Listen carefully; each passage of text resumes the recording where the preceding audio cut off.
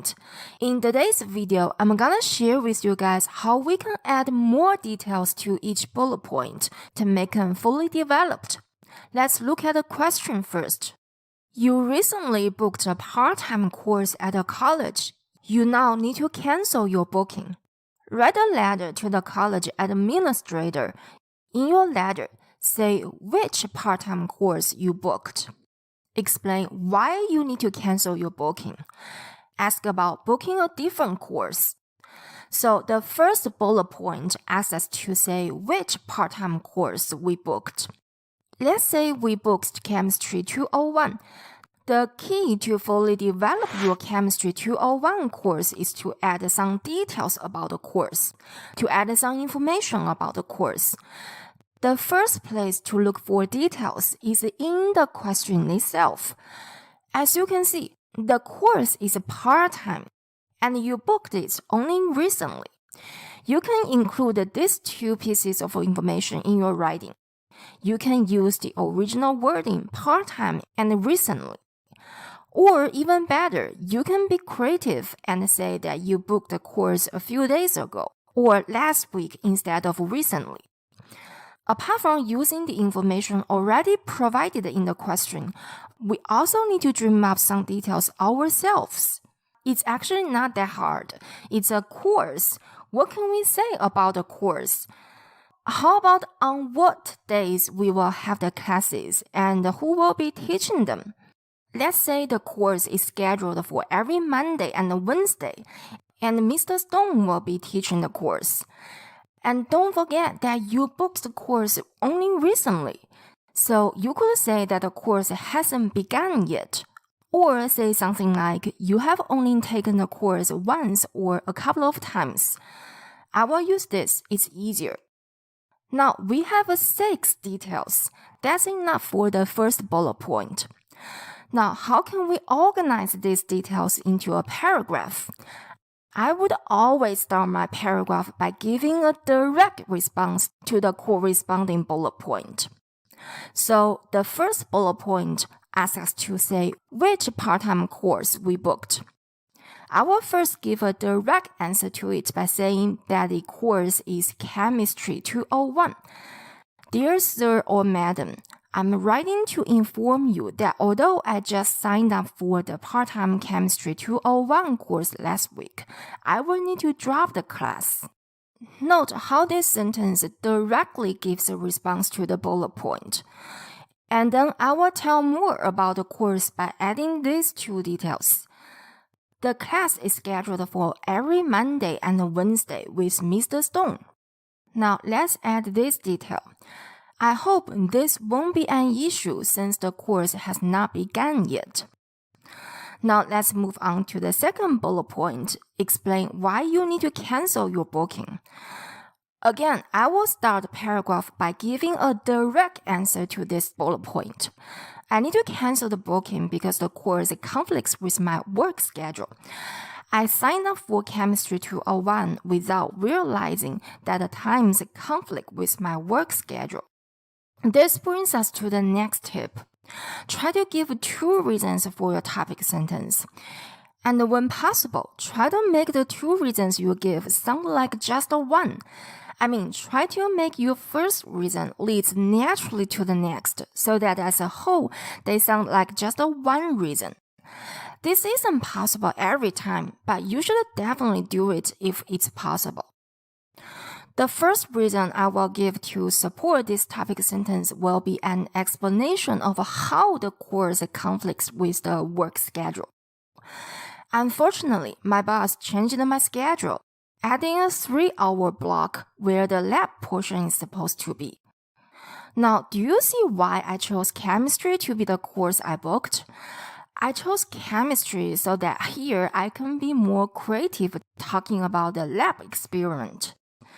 Now, if you just use this one single reason to support your topic sentence, you may be unable to reach the required minimum word count of 150 words. That's why we need to add another reason. Ask yourself, why do you have to choose your work over the course? I need to be able to keep my job in order to pay for school and my living expenses. So sadly, I will need to cancel this enrollment. Do you see how I used two reasons to support the topic sentence but made them sound like just one? This is one reason naturally flowing to the next. But again, this isn't possible every time. Finally, the third bullet point. Ask about booking a different course. Just like what I did in the last paragraph, I will first give a direct response to this bullet point. I still have a number of courses I need to take in order to complete my degree. Would it be possible to enroll in one of those instead? And then I will add some details to support this topic sentence. To respond to this bullet point, of course, we need to say what course we want to book. Let's say we want to book the algebra course. Algebra is just a math course. I will give two reasons why I want to book this course. So instead of just dreaming up some random reasons, we can try to utilize the information we already provided in the previous paragraphs to come up with a reason. This way, our essay will be more coherent. So in the last paragraph, I mentioned that I have to cancel the chemistry course because it conflicts with my work schedule. That is to say, the new course I want to book must not be in conflict with my work schedule. I looked at the course catalog and noticed that the algebra course would fit well into my work schedule. Using the idea of my work schedule again and again makes the essay more coherent because it makes the essay has a main storyline, which is my work schedule. You can now end your essay with something like, I would be grateful if you would allow me to switch. Or you can also add a second reason to make this sentence more complex. Another reason why I want to book the algebra course is that I need to fulfill my mathematics requirement. Since I still need to fulfill my mathematics requirement, I would be grateful if you would allow me to switch. Here, fulfill my mathematics requirement means that I need to take some mathematics courses in order to complete my degree. Sincerely, Lily King. Here's the entire essay. Please pay close attention to how the first sentence of each paragraph directly answers the corresponding bullet point, and how I use the details to support the first sentence. And when thinking of details, try to look for inspiration from the question itself. For example, I was able to add details like part-time, last week, and the course has not started, all because I read the question carefully. Also, key information like the work schedule is best used again to make your essay more coherent. Now, let's use what we've just learned to write this informal letter. This letter question is also in Cambridge 17 general training. Remember that we can start each paragraph by giving a direct answer to the corresponding bullet point.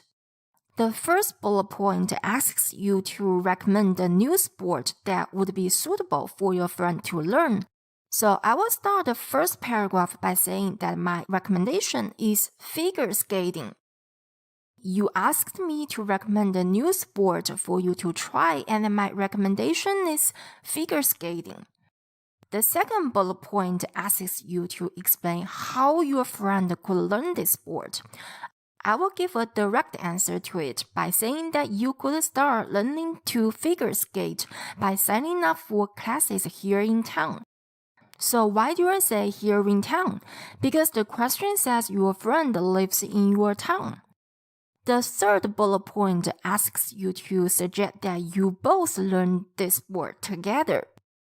So in the very first sentence of the third paragraph, you simply suggest that you guys learn it together. Maybe we could attend the classes together. Next, we need to expand the three topic sentences. This won't be very hard if we use the information already provided in the question to help us generate ideas. The question says, your English-speaking friend. This means your friend probably doesn't speak your local language very well. Perhaps in paragraph 2, you could say something like, The coaches all speak good English, so you don't need to worry about the language issue. Or perhaps in paragraph 3, you could say how you can help your friend overcome the language issue if you guys learn it together. But let's start with the first paragraph. So my recommendation is figure skating. And then, of course, I need to add details explaining why this sport would be suitable for my friend to learn. I will give 2 reasons. The first reason is that I think it'd be the perfect sport for you since you already know how to skate and have been speed skating for the past few years. The second reason is that I think you'd love the pretty dresses figure skaters wear for competitions. Now, let's expand the second topic sentence. You could start learning to figure skate by signing up for classes here in town. First of all, we can provide some information about the classes. They are offered on both a weekly and a monthly basis and are fairly affordable considering how much you'd learn in each session. My second reason will be about the language issue. All their trainers speak good English, so you don't need to worry about any communication problems. Finally, the last topic sentence, maybe we could turn the classes together. I will just explain why I would be a good candidate to learn the sport with my friend. I'm not a great skater, but I know the basics, and I'm sure with a bit of practice and good guidance, I would be doing triple axel jumps in no time. Now, I will end the paragraph by saying, anyways, I'm totally open to signing up together if you are. Let me know what you think. These 2 sentences are not necessary, but I think it's a good idea to mention the classes again to make the letter more coherent. Here's the entire letter. That's all for this